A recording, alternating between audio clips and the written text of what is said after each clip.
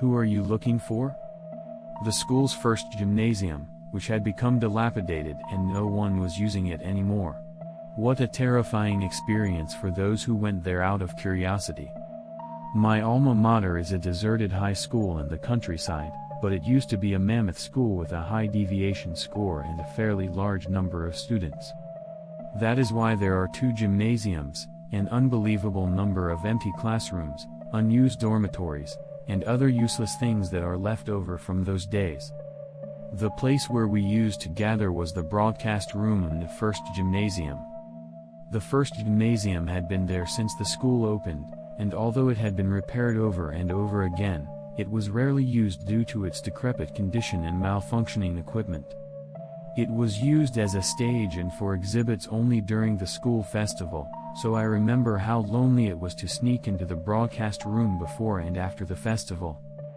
Basically, it was used for club morning practice, detention, and occasional classes, and it was unlocked about 3 days a week. In the summer of my senior year of high school, a liver test was popular in our class. Of course we went to many places, but back then the only means of transportation were trains, mopeds, or bicycles, and those with mopeds were in the minority, so we could only go as far as we could by bicycle. The test of courage craze quickly faded away, but we still had a feeling that we were not done with it. We wanted to create a saga by going to more scary and dangerous places. We were looking for a haunted place within a bicycle ride, or to get a leg up to go farther. Even if you look up haunted places on the internet, you won't find any information because it is quite a rural area. So, I called one of my seniors who was 1 year older than me and asked if he could give me a ride. When I mentioned the above to my seniors, they said, "Your high school is a haunted place to begin with." Yes, come to think of it, I have heard of it. I've heard ghost stories about our high school. It's dark under the candlestick, that's exactly what it means.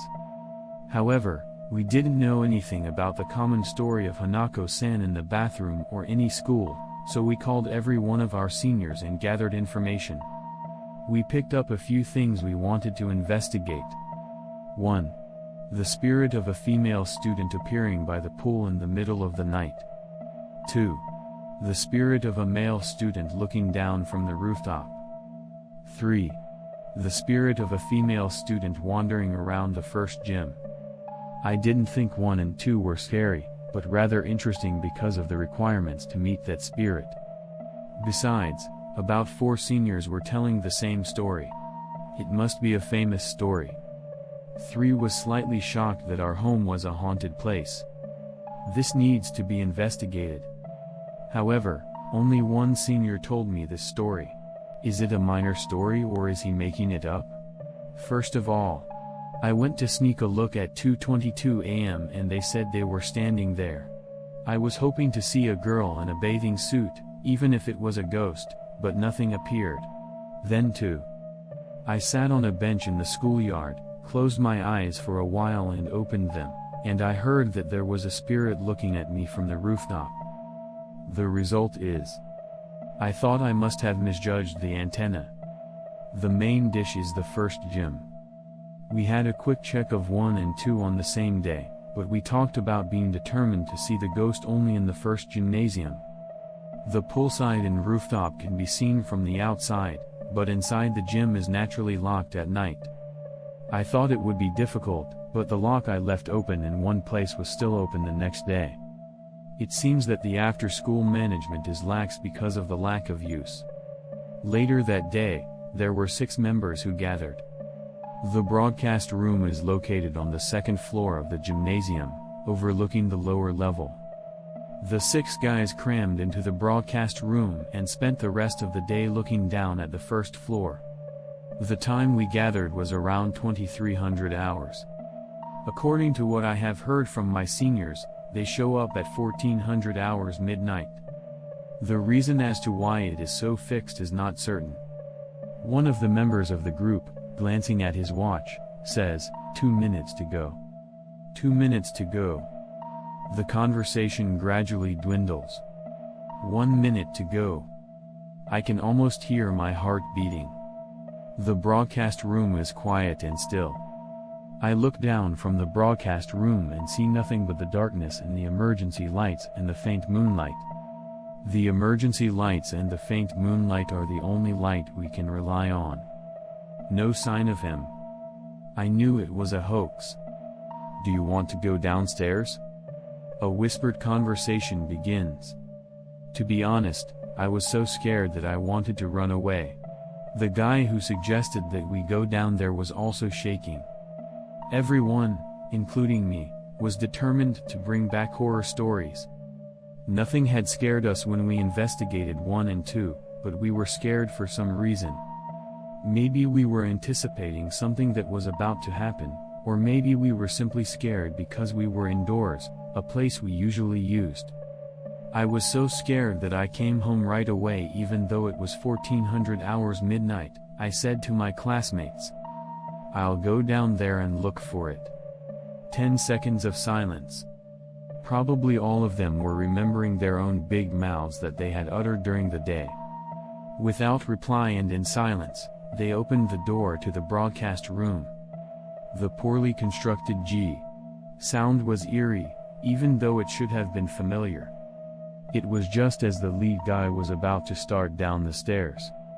"Who are you looking for?" Someone said this in a female voice, who should not have been a member of the group. Silence. The second from the front, the most delinquent of the bunch, said, "What?" He said the word. His voice was shaky. "Who are you looking for?" No one looked back. I'm definitely the scariest person in the back. I'm sure of it. Silence again. "Who are you looking for?" The voice that should have been right behind me a moment ago comes from the right, the left, the top, the bottom. "Hey! Who are you looking for?" I feel a faint breathing from behind me. It is clearly getting closer. A chill runs down my spine, and for the first time I know the word is not a metaphor. Go on, go on, go on, go down the stairs. We think so, but we can't act. What will they do to us if we move? We all have no idea. Then I heard it in my ear. "Who are you looking for?" I had goosebumps all over my body and wanted to run away at once, but my body wouldn't move. At that moment, I was grabbed by the shoulder with great force. "Who are you looking for?" I looked into her face and she probably didn't look human. The only thing I recognized about her was that she was smiling. From that point on, my memory is fragmentary. Everyone reacted to my startled voice and fled from the gymnasium as fast as they could, rolling down the stairs. We all managed to escape safely through the schoolyard to the light outside the adjacent community center. Oh my God! Give me a break. Everyone talked excitedly with teary eyes and wheezing voices. I must have scraped myself on some parts, so I must have fallen down. That's because she had been sitting in the broadcast room for almost an hour. I was glad that the emergency light in the broadcast room backlit her and completely obscured her face. The next morning, the PE teacher found snacks scattered around the broadcast room and one of the members' wallet, and the late-night break-in was discovered. All 6 of us were given an iron fist. I guess it's a good thing we weren't suspended. When I told him about the ghost, the gym teacher got tired of beating me and told me about an old incident. A long time ago, a similar rumor circulated around the school. At that time, there were still a fair number of students, and Gymnasium 1 was in regular use, so it seemed to be even more popular than usual.